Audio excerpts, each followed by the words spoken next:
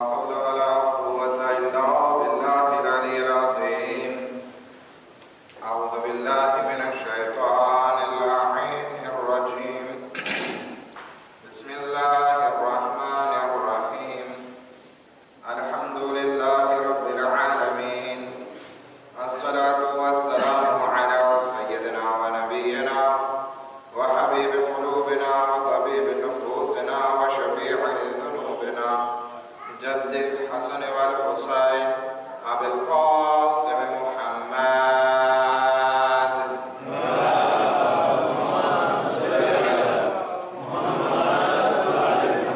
وأهل بيت الطيبين الطاهرين المعصومين المظلومين ولعنة الله على أعدائهم أجمعين.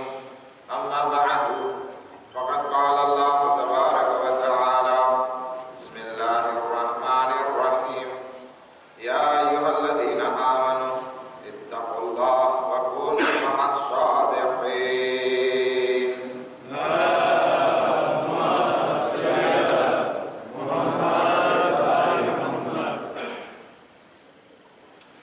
ઇન્શાઅલ્લાહ આજથી આપણે સૂરા યાસીન ઉપર વાત કરવાની શરૂઆત કરશું. પરંતુ જેવી રીતે વાયદો કર્યો છે કે રોજ આપણે આવતીકાલના રોજાનો સવાબ બયાન કરશું, તો ત્રીજી માહે રમઝાનના રોજાનો સવાબ એટલો વધારે છે કે એની કોઈ સીમા નહીં. આપણે એવો વિચાર પણ શાયદ ના કરી શકીએ કે શું ખુદાવંદી આલમ એક રોજાનો આટલો બધો સવાબ આપણને અદા કરી શકે. ખૈર, હદીસમાં છે કે અગર કોઈ ઇન્સાન ત્રીજી માહે રમઝાનનો રોજો રાખે છે તો એના શરીરમાં જેટલા વાળ હોય એટલા બરાબર ખુદાવંદી આલમ એને મહેલ અદા કરે છે. મહેલને આપણે શું કહીએ? આપણે મોટો બેંગાલો, મોટો કિલ્લો જેને કહીએ, પાલે જેને કહીએ, મોટું પેલેસ અદા કરશે. હવે આપણા શરીરમાં કેટલા વાળ છે, માથાથી લઈને પગ સુધી ગણીએ તો શાયદ આપણને પણ નહીં ખબર હોય. વાંધો નહીં, હાથમાં વધારે છે, રૂવાટી પણ વાળ જ કહેવાય. હવે ઘણા માણસો કહે છે કે મને માથામાં વાળ નથી આવતા, તો એના હાથમાં પણ હોય. કહેવાનો મકસદ અહીંયા ફાંસોદે પાર લે છે કે પીઠે બધા કર ખુદાવંદી આલમ એને અદા કરશે. હવે એવા મોટા મોટા મહેલ હશે કે જેની કાલિદે, દરેક મહેલની કાલિદે એ હશે કે સફેદ મોતીથી બનાવવામાં આવેલા હશે. હવે મોતી કોને કહેવાય? જે દરિયામાં હોય અને દરિયામાંથી કિંમતી કાઢવામાં આવે. પણ આ જન્નતના મોતી, સફેદ મોતીથી એ બધા મહેલ બનાવવામાં આવેલા છે. હવે આપણને એમ થાય કે આ મહેલ નાના નાના હશે, તો આ હદીસમાં બયાન કરવામાં આવે છે કે એ મહેલ નાના નહીં હોય, બલકે 2 એતાજના હશે, 2 માળના હશે. અને દરેક માળમાં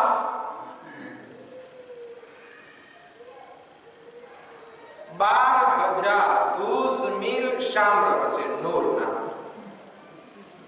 વિચાર કરીએ એ કેટલો મોટો મહેલ હશે કે જે મહેલ એમાં 2 એતાજ અને એ સફેદ મોતીથી બનાવવામાં આવેલા હોય અને એ દરેક માળમાં, દરેક એતાજમાં ધૂસ મીલ શામ્ર નૂરથી બનાવેલા હશે. એની દીવારો નૂરથી બનેલી હશે.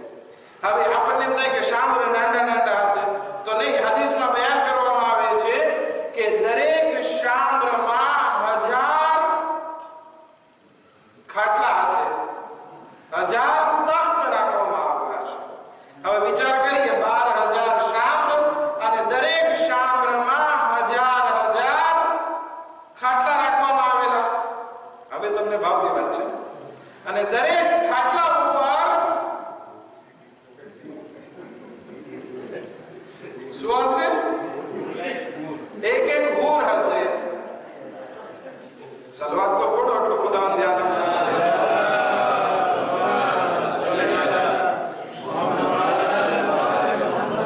કેટલી બધી હૂર મળશે એટલે બાયડીથી તો છુટકારો ઇન્શાઅલ્લાહ. એક રૂપિયા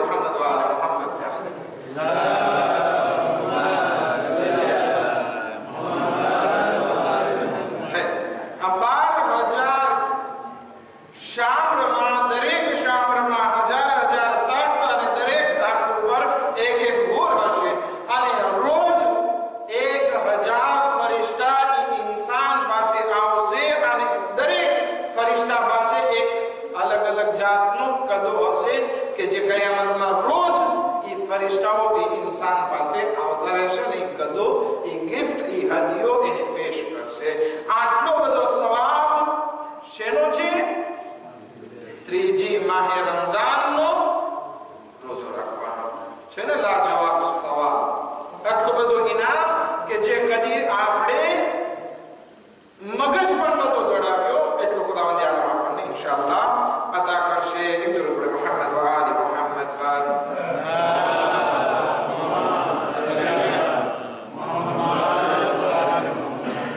આપણે સૂરા યાસીન ઉપર આજથી વાત શરૂ કરીએ. સૂરા યાસીન કુરાનનો એક બહેતરીન સૂરો છે કે જે અવારનવાર આપણે અલગ અલગ મોકા ઉપર પડતા આવીએ છીએ. જ્યારે શબે જુમા હોય યા કોઈની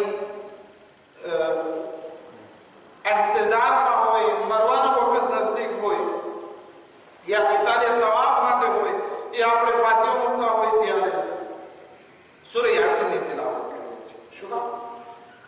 કારણ કે એની ફઝીલત બહુ છે. આમ તો બધા સૂરાની કંઈક ને કંઈક ફઝીલત બયાન કરવામાં આવી છે, પણ એક વસ્તુ તમને જરાક એના તરફ ઇશારો કરતો જાઉં. આપણી પાસે કુરાનના સૂરા પડવાનો સવાબની હદીસો બહુ પીઠે ભેગી થઈ ગઈ છે. હવે એમાંથી અમુક સાચી છે, અમુક જે છે એ મનગઢિત ઘડી કાઢવામાં આવી છે. પણ હકીકતમાં જોઈએ તો આ સૂરા યાસીન માટે પણ ઘણી હદીસો છે. એમાંથી એક બે હદીસો હું તમારી સમક્ષ રજૂ કરું કે જે પ્રેમા તહકીક થયેલી છે, રિસર્ચ થયેલી છે એના ઉપર, અને સૂરા યાસીન પડવાનો સવાબ શું છે એ રસૂલ ખુદા સલ્લલ્લાહુ અલૈહિ વસલ્લમ બયાન ફરમાવે છે.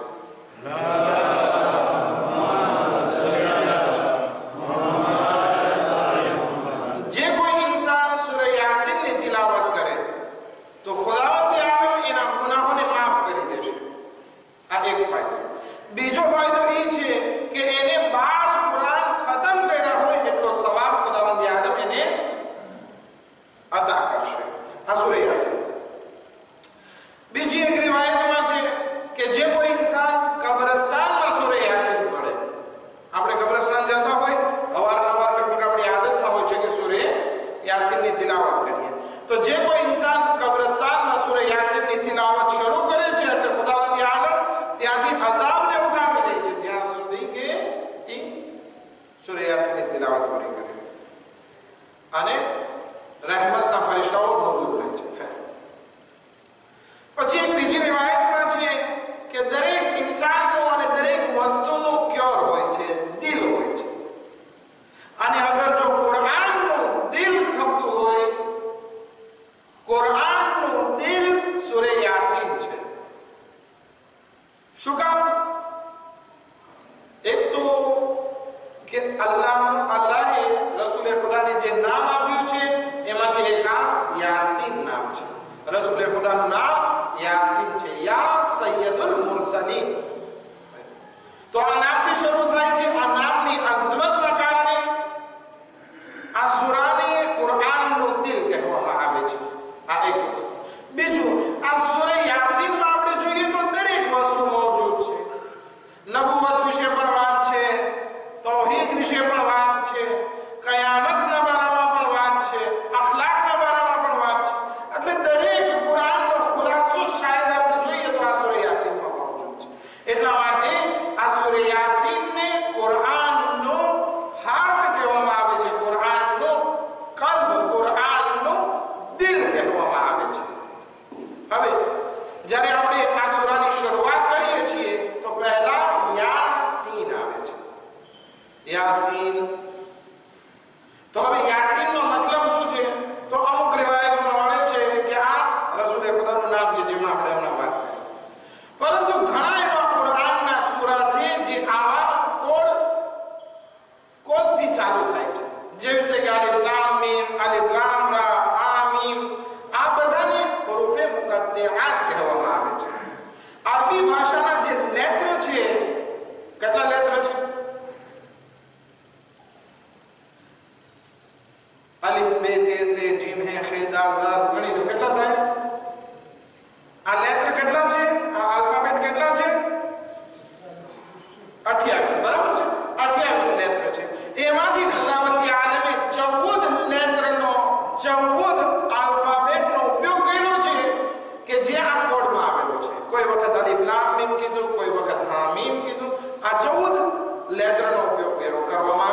જનેન્દ્રનો ઉપયોગ કરવામાં નથી આવ્યો. હવે ખુદાવંદી આલમ અમુક સૂરાની શરૂઆતમાં એક આલ્ફાબેટ લાવે છે, એક લેટર લાવે છે, જેવી રીતે કે નૂન અથવા કાફ અથવા સ્વાદ. અમુક જગ્યાએ અમુક સૂરામાં બે વસ્તુ લઈ આવે છે, હામીમ, તાહા, યાસીન. અમુક જગ્યાઓ પર ત્રણ વસ્તુ લાવે છે, અલિફ લામ મીમ, અલિફ લામ રા.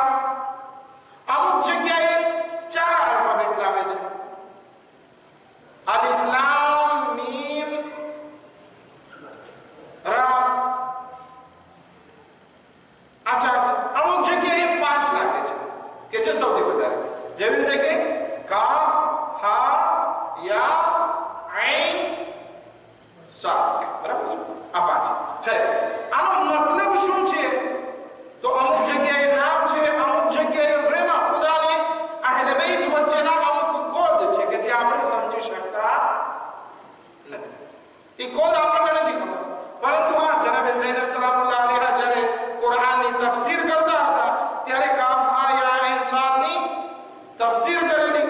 શું? કાફથી કરબલા, યેથી યઝીદ, હેથી હલાકત, યેથી યઝીદ, સ્વાદથી સબ્ર, ઐનથી આતશ.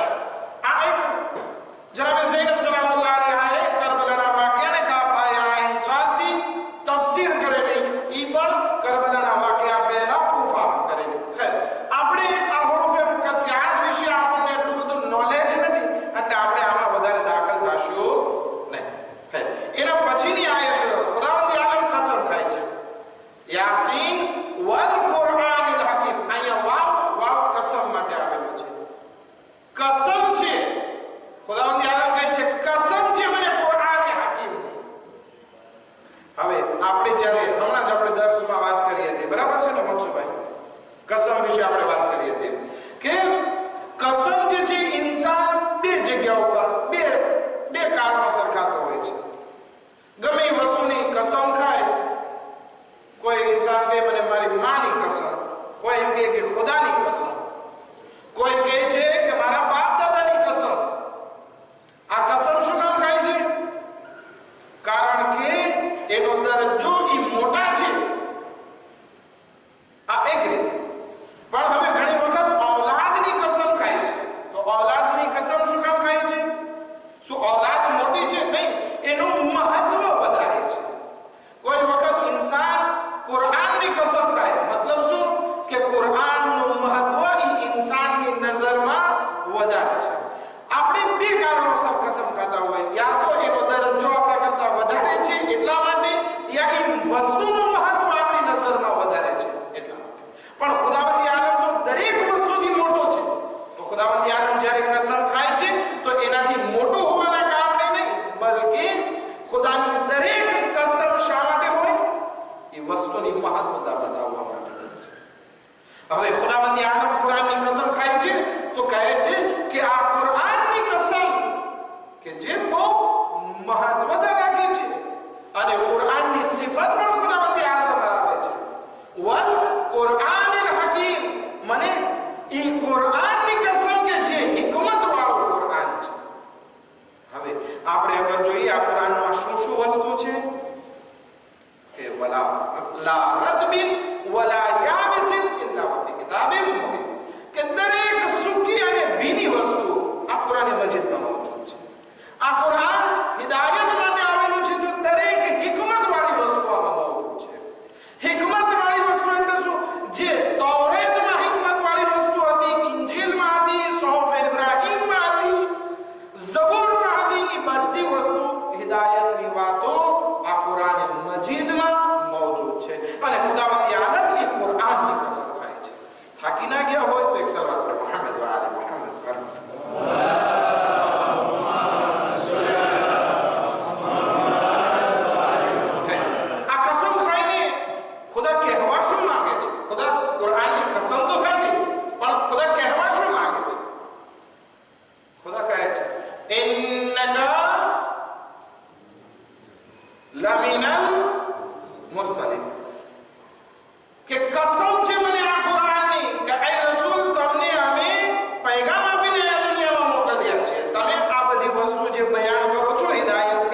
એ તમે પોતા તરફથી બયાન નથી કરતા, બલકે તમને પૈગામ આપવામાં આવ્યો છે.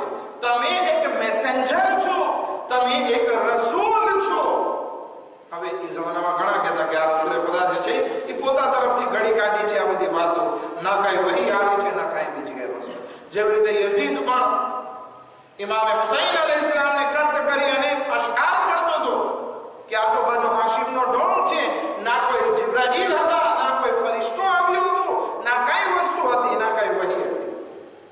આ કોણ કહે છે? યઝીદ ઇબ્ન મુઆવિયા કહે છે. જ્યારે કે ખુદાવંદ આલમ કુરાનમાં આ કસમ ખાઈને કહે છે કે ઇન્નકા ay મુહમ્મદ સલ્લલ્લાહુ અલૈહિ વસલ્લમ તમે રસૂલ છો, ઇન્નકા લમિનલ મુરસલીન તમે રસૂલોમાંથી છો. આપણે અગર જો રસૂલ ખુદાની હિસ્તોવારને આપણે જોઈએ તો ત્યાં આપણને ખબર પડશે કે રસૂલ ખુદા અગર જો આ બધી વસ્તુ પોતા તરફથી બયાન કરતા હોત તો કદી આ રીતે બયાન ન કરી શકત. કારણ કે એવા માહોલમાં હતા અને 40 વર્ષ સુધી એ જાહિલ માહોલમાં હતા કે જ્યાં વધારે પડતા લોકોને વાંચતાને લખતા નહોતું આવડતું અને એકદમ જાહિલિયતનો માહોલ હતો. ત્યાં આવી હિદાયતની વાત અગર કોઈ કરે તો એ શક્ય નથી. અને રસૂલે ખુદાની જિંદગીમાં જોવામાં આવે છે ના તો કોઈ એના પ્રોફ હતા, ના તો કોઈ એને કઈ વસ્તુ શીખાડી છે. એ પણ માણસોની જેમ સામાન્ય રીતે રહેતા. મતલબ કે આ વસ્તુ એની હિસ્તોવાર સાબિત કરે છે. અને રસૂલે ખુદા ની માટે ખુદાવંદ આલમ કસમ ખાય છે કે આ રસૂલ તમે એક રસૂલોમાંથી એક છો, ઇન્નકા લમિનલ મુરસલીન. અને પછી કહે છે અલા સિરાતિન મુસ્તકીમ. કહે રસૂલ ay મુહમ્મદ સલ્લલ્લાહુ અલૈહિ વસલ્લમ તમે રસૂલોમાંથી છો અને તમે સિરાતે મુસ્તકીમ ઉપર છો. હવે અગર જો રસૂલે ખુદા સિરાતે મુસ્તકીમ ઉપર ના હોય તો શું બીજા લોકોને સિરાતે મુસ્તકીમ ઉપર લાવી શકે ખરા? અગર જો હું નમાઝમાં ના આવતો હોય ને તમને કહું કે બિસ્મિલ્લાહ નમાઝ પડવા આવો, તમે શું કહેશો? આગળ તમે તો આવો પહેલા, પછી અમને કહેજો. બરાબર? તો રસૂલે ખુદા સલ્લલ્લાહુ અલૈહિ વસલ્લમ સિરાતે મુસ્તકીમ ઉપર છે અને લોકોને હિદાયત કરે છે. પણ સવાલ, સિરાતે મુસ્તકીમ એટલે શું? આપણે કહીએ કે સીધો રસ્તો, પણ ક્યાં દેખાય છે સીધો રસ્તો? મડાગાસ્કરના બધા રસ્તા તો વાંકા ચૂકા છે. તો સીધો રસ્તો એટલે શું? ખુદાવંદ આલમ રસૂલને કહે છે કે ઇન્નકા અલા સિરાતિન મુસ્તકીમ. આપણે કુરાનમાં પઢીએ છીએ, અવારનવાર રોજ સૂરે હમ્દમાં પઢીએ છીએ અહદના સિરાતલ મુસ્તકીમ. ખુદાએ અમને સીધા રસ્તાની હિદાયત કરે તો સીધા રસ્તા ઉપર કાયમ રાખ. રોજ પઢીએ છીએ નમાઝમાં. તો આ સિરાતે મુસ્તકીમ છે શું? કે એના ઉપર રસૂલે ખુદા સલ્લલ્લાહુ અલૈહિ વસલ્લમ છે. એક મોટો સવાલ.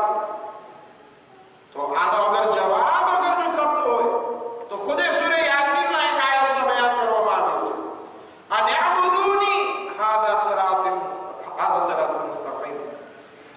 કે ખુદા કહે છે કે તમે મારી ઇબાદત કરો. આ બંદગી જે છે એ સિરાતે મુસ્તકીમ છે. અગર જો ઇન્સાન અલ્લાહની બંદગીમાં આવી જાય તો સમજો કે એ સિરાતે મુસ્તકીમ ઉપર આવી ગયો. હવે અગર જો એક ઇન્સાન રોજ શરાબ પીવા જતો હોય અથવા ગીબત કરતો હોય અથવા ઝિના માટે જતો હોય અને કહેતો કે હું સિરાતે મુસ્તકીમ ઉપર છું, તો જરાક અક્કલમાં વાત ના આવે કે ભાઈ સિરાતે મુસ્તકીમ બંદગી અને ઇબાદતનું નામ છે. શું તારી જિંદગીમાં બંદગી અને ઇબાદત છે, અબદિયત છે? અગર જો તું અલ્લાહનો બંદો બનીને રહેતો હોય તારી લાઈફમાં તો ગુરેમાં તું સિરાતે મુસ્તકીમ ઉપર છે. અને રસૂલે ખુદા સલ્લલ્લાહુ અલૈહિ વસલ્લમ માટે ખુદાવંદ આલમ કહે છે ઇન્નકા અલા સિરાતિલ મુસ્તકીમ. કે તમે ખરેખર સિરાતે મુસ્તકીમ ઉપર છો. એટલે કે એટલી ઇબાદત ગુઝાર, એવા મુતી અને ફરમાબરદાર છો કે જિંદગીમાં એક એવી સેકન્ડ જોવા નથી મળતી કે જેમાં તમે અલ્લાહની મુખાલફત કરી હોય. કોના માટે? રસૂલે ખુદા સલ્લલ્લાહુ અલૈહિ વસલ્લમ. જ્યારે રસૂલે ખુદાની કુરાનમાં અમુક નામ બયાન કરે છે તો કોઈ વખત તાહા કહે છે, કોઈ વખત યાસીન કહે છે, કોઈ વખત અહેમદ, કોઈ વખત મોહમ્મદ, કોઈ વખત નૂન. પણ એક વસ્તુ જે ખુદા રસૂલે ખુદા માટે ઉપયોગ કરે છે એ છે અબ્દ. શું બયાન કરે છે? તમારું ધ્યાન અહીંયા છે કે થાકી ગયા છો? અબ્દ. અબ્દ એટલે શું? અબ્દ એટલે કે બંદો, એક એસ્ક્લાવ, એક ગુલામ આપણે જે કહી શકીએ. પણ ગુલામમાં આમાં ફરક એ છે કે એક આપણો નોકર હોય, એસ્ક્લાવ હોય, એને આપણે કામ સોંપશું, કામ ચીંધશું તો પોસિબલ એ કરશે, પરંતુ એને દિલથી ખુશી નહીં હોય, ગમશે નહીં.